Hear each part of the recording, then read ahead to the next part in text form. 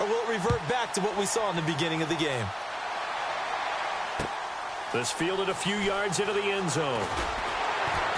And he'll take it back to about the 19-yard line. Before the offense changes hands here, let's look back at the Super Bowl February 5th. What a game. I know you were there calling it offensively, though. Impressive on both sides. It certainly was, and let's face it, if you're in Minnesota, it's cold outside, but you talk about the offenses, they heated up in a big way. And how about Nick Foles? The backup quarterback turned MVP, 373 yards, 3 touchdowns, and, of course, the big one receiving on the Philly special. Quite a story. As you and I were talking about off air, it was just a fluid game. Not a lot of penalties, just really clean play. Exactly the type of game the NFL needed for the audiences at home watching the game and, of course, people in attendance. A really well-played game. No gain on the screen there. It's second down. So many screen passes are the result of excellent acting by everyone. But sometimes the guy who's getting the ball tips the play off. The running back, because he's eager to get the pass, and sometimes he doesn't act very well about whether he's going to block or leak out or whatever. The Vikings after him, and they get there for the sack. Daniil Hunter in there to take him down and to take us to the 2-minute warning. 2 minutes to go here in the first half. More from Minneapolis after this. So the sack pushes him back, and now 3rd and long for Ryan and the Falcons.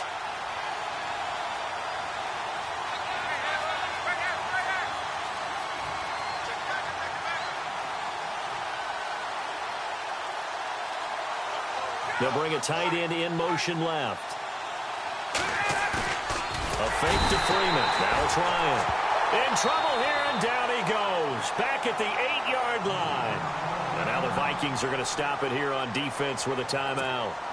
It's just their first, so they'll have 2 remaining here before we get to halftime.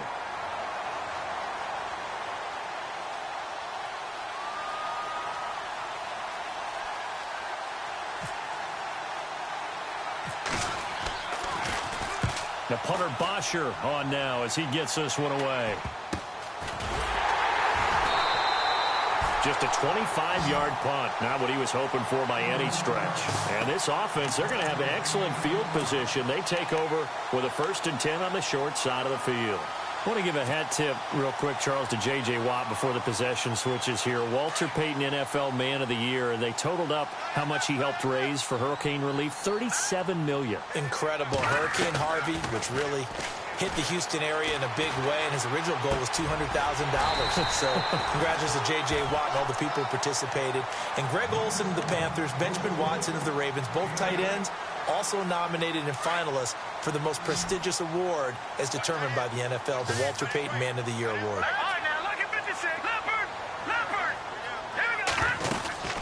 They'll run it now out of the gun. And brought down, but not before they get it inside the 10 to the 7. That one good for 17 yards, and now they've got it 1st and goal. Well, last year, I'm not sure we saw very many of those runs, did we, from the Vikings? I mean, they had the poorest rushing attack in the league. Just 75 yards per game, but carries like the one we just saw, that'll help bolster that average. Yeah, certainly, and they tried to beef up the offensive line in the offseason, brought in Latavius Murray, and then drafted Dalvin Cook out of Florida State. Give him 2 yards on that one. 2nd and goal now.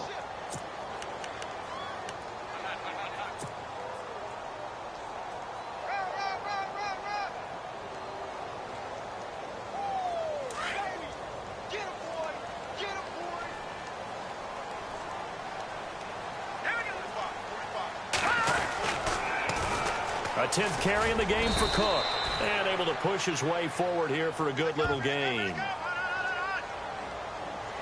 Well, we looked at each other right away. We knew that flag was coming out. And I always enjoy the conversation post because officials always tell you, I don't want to throw the flag, but you caused the play. You did it. I had to. They'll run for it with Cook. And he will take this one into the end zone for a Viking touchdown. A great effort there. Taking it in. And the Vikings are going to add on to their lead.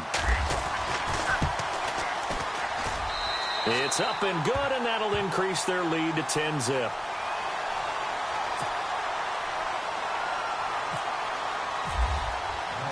Forbath out to kick this one away. That's fielded in the end zone. And a good return as he'll be stopped just shy of the 30-yard line. So the football switching hands here in just a second. And, you know, Tom Brady, just to go off on a tangent for a second, may have lost the Super Bowl, but third MVP this past season, and what he did at age 40, really something, right, Charles? Absolutely phenomenal. Ended up beating out Todd Gurley, the running back for the Los Angeles Rams. But he would have traded it for a Super Bowl win, don't you think? How about this? The last 9 NFL MVPs to play in the Super Bowl that same season, 0-9. Yeah. Can't go all the way back to Kurt Warner in, what, 1999 where he won the double? We were going over that stat earlier. That is hard to believe. But he would have been the MVP had the Patriots pulled that one out. Yeah, he still has 5 rings, though. 5 Super Bowl titles for Brady. Now it's Ryan.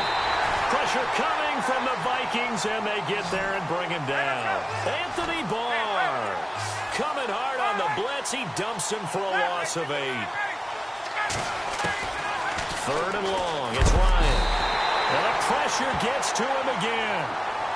Now a second timeout called for by the defense. So that means they're down to 1 remaining here as we head toward halftime. Here's Matt Bosher now as the drive goes backwards, so he's on to punt it away.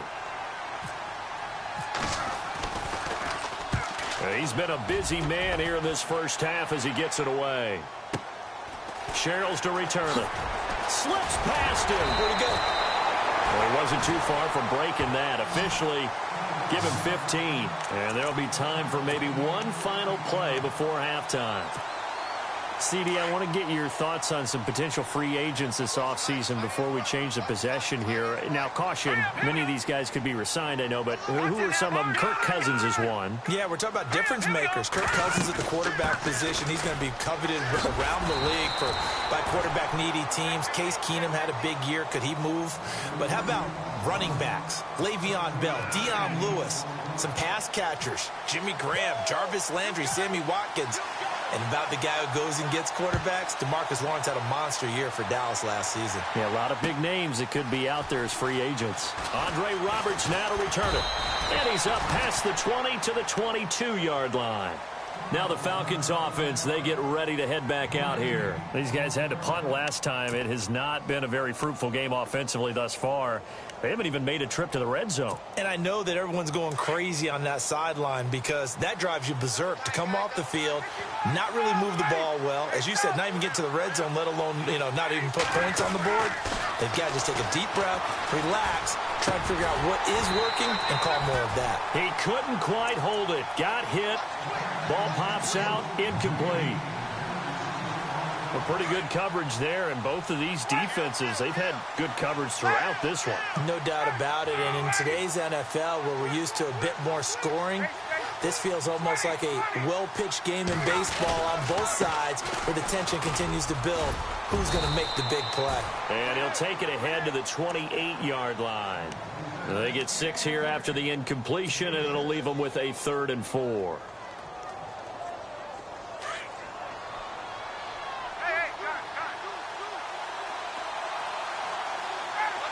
In motion left goes a tight end. On 3rd down, Devontae Freeman. Freeman the first down and more. Devontae Freeman, they're not going to get him. Touchdown, Falcons. Devontae Freeman, 72 yards. And the Falcons draw a bit closer. So much for just picking up the first down. How about that run all the way on 3rd down into the end zone? I'd say this was a bonus run because you're right. All you're trying to do is get the first down in that situation. But to top it off with that gigantic sprint and to go all the way, the only thing he's worried about near the end of that run is if someone's going to jump on his back. And I mean Mr. Fatigue. And that's all he was worried about. Well-conditioned, carried it all the way. And that drives coaches insane, doesn't it? When they see that happen, it just doesn't feel right, does it? Plus, you're giving up yardage.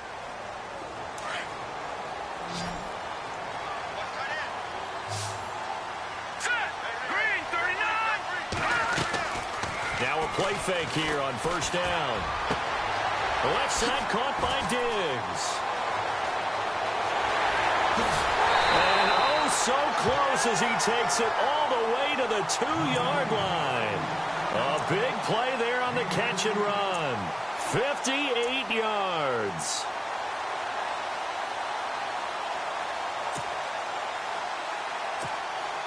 First and goal here from the 2.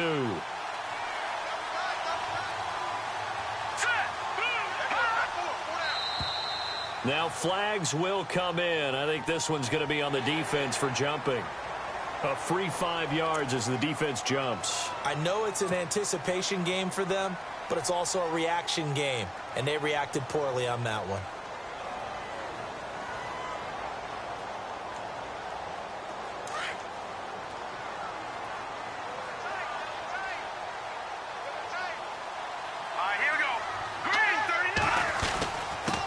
Following the penalty.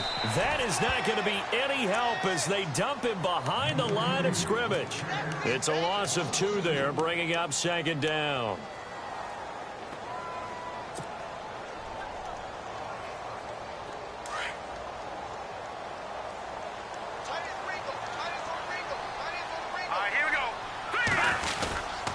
They try again with Cook. They're able to get a couple here, but won't get across the plane as they stop him right around the 1. Well, Brendan, we always know that once you score 1 touchdown, want 2. You're without a doubt. And so far today, he's got 1, but was denied as he tried to get the second one. A big play to start the drive got him in this position, but this defense has held firm since, and now it's 3rd and goal. And he'll get in. Touchdown, Minnesota. A great play there. His second touchdown of the afternoon. And the Vikings find a way to stretch their lead. It's good to make it 17-7.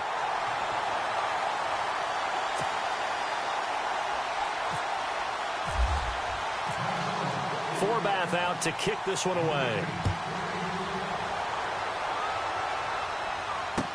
That'll be taken in the end zone. And he'll get it up to about the 26-yard line, just across the 25. Atlanta now coming out on the field.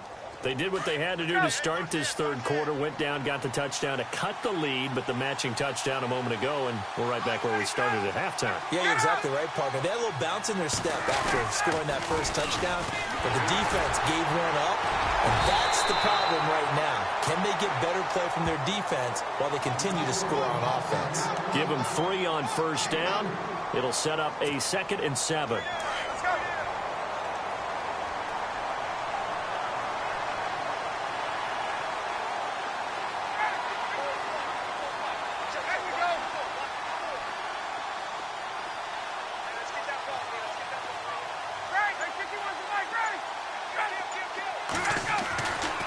Second down, Ryan.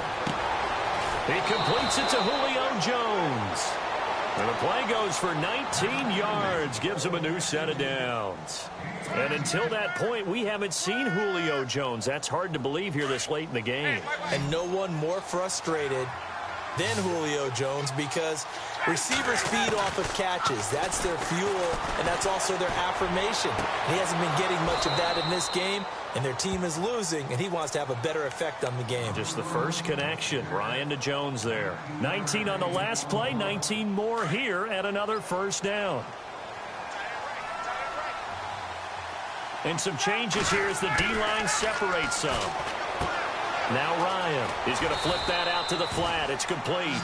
And he works it to the 30-yard line here, right at the 30. It's a 4-yard pickup, and it's a second down.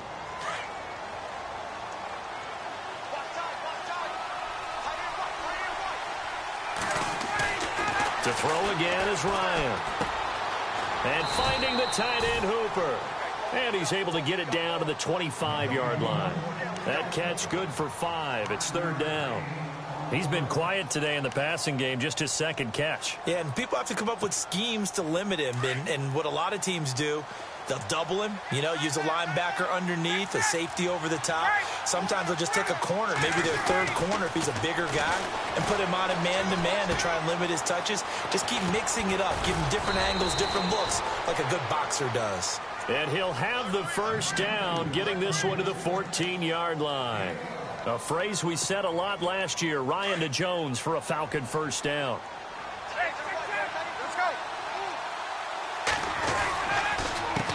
counter. Devontae Freeman. And the stop will come inside the 5 at the 4. It'll be a pickup of 10 yards. And that'll make it second and a foot or so. Man, these guys may not win this ball game, but you certainly can't fault the effort of this man here today. He's been a real thorn in their sides all afternoon. And that last carry puts him over the 100-yard mark. They'll lose a yard that time, and that's going to lead to a third down. I don't know about you, partner, but I'm rubbing my eyes after that play. Did we just see that runner not get yardage? A big-time play by the defense. It does happen occasionally, even against the best running backs who are having big days. And that is incomplete. Perhaps they overthought this one a little bit. They've been running it real well on this drive, and it was 3rd and short, okay? They decided to throw the football incomplete. Yeah, they might have thought just a little bit too hard about that play selection. Still just the third quarter, but they've got to make something happen. I think they know that. They're going for it on 4th. They'll try and throw for it with Ryan. And the Falcons get there. The Falcons get the sack. Down he goes. Eric Kendricks. Tough to handle on that blitz. He gets him for a loss of 5. And this will probably be the last play of the quarter. Here we go now. Green 39. Green 39. Here's Cook as they begin on the ground. And he'll go down, and that will do it for the third quarter of action.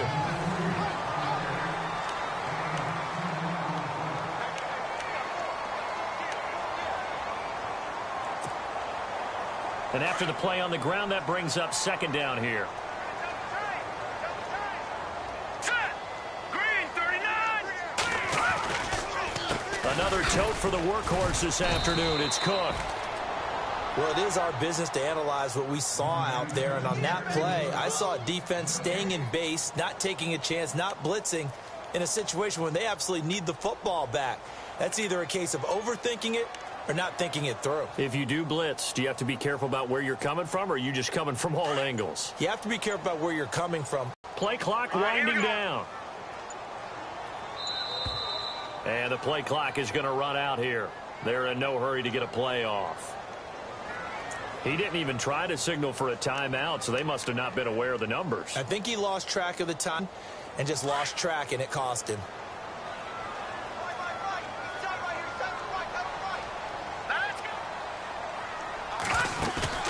They'll run it now out of the gun.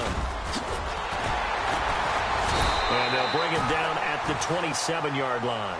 He'll wind up getting 11 on that one, and that'll make it a second down. Now, I'm guessing you'd say this is kind of the key here. Grind out some yardage, work on that clock, see if you can continue to tick it down. Definitely, you want to bleed things out at this point, right? Continue to possess the football, gain some yardage, and put the onus on the defense. Do they have to use timeouts? What are they going to do to stop you?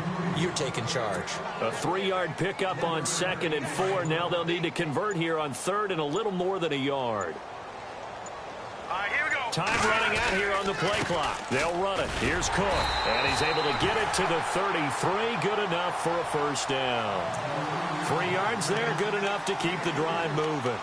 Brandon, when a defense just simply can't get off the field on 3rd down, and we all know how important that down is for both sides of the ball, you often feel like you're just a step behind whatever they're doing offensively. And one of the differences in this game, no doubt, 3rd down conversion, and that is going to be a story they'll talk about after this one. A gain of 3, 2nd down.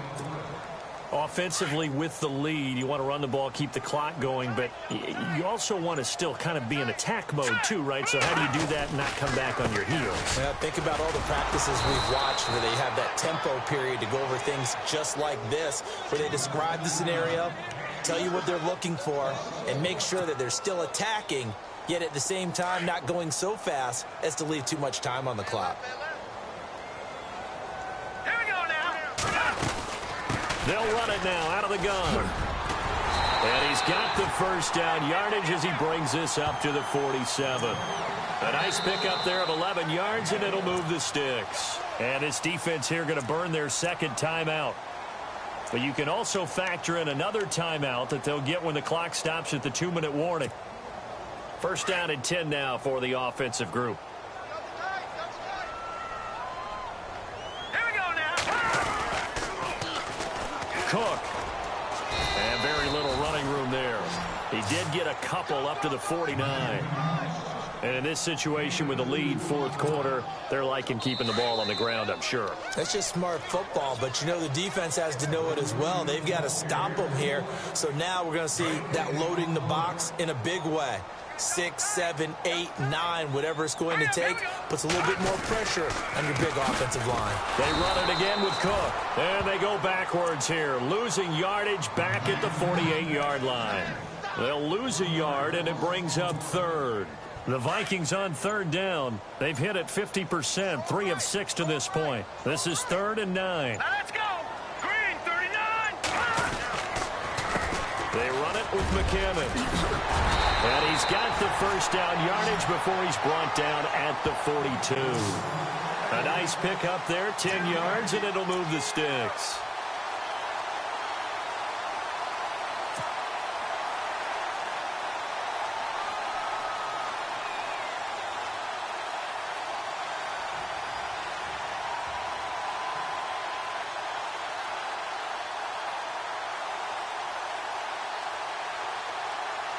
And a really long drive here, and it goes on and on.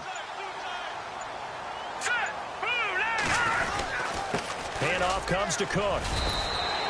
It's a 6-yard gain on the ground, and that'll make it 2nd and 4. Charles, why didn't they just take the knee there? You're asking the question that I'm asking as well, because we've seen a lot of football where coaches decide maybe they get a little greedy. I don't know if they're doing it for stats or for what reason. We've seen it happen in college. And how about in the NFL? The miracle of the Meadowlands. All they had to do was take a knee and the game was over. The Giants ran it one more time. Ball popped free. Philadelphia picks it up and wins the game. What year was that? 1978. I think it was in November.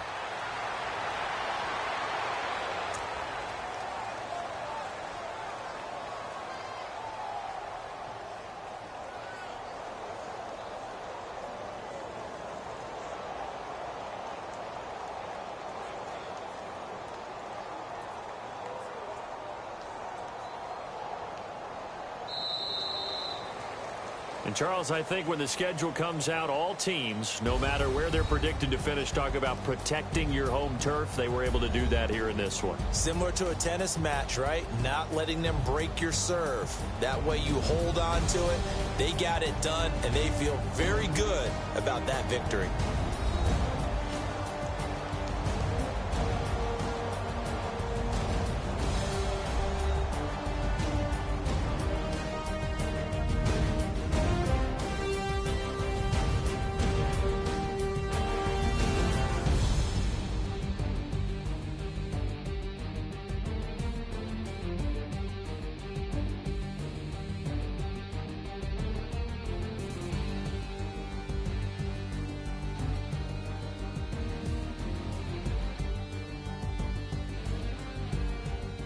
That'll do it for us. For Charles Davis and all our hardworking crew, I'm Brandon Gaudin. You've been watching the NFL on EA Sports. For more, find us on Twitter at EA Madden NFL.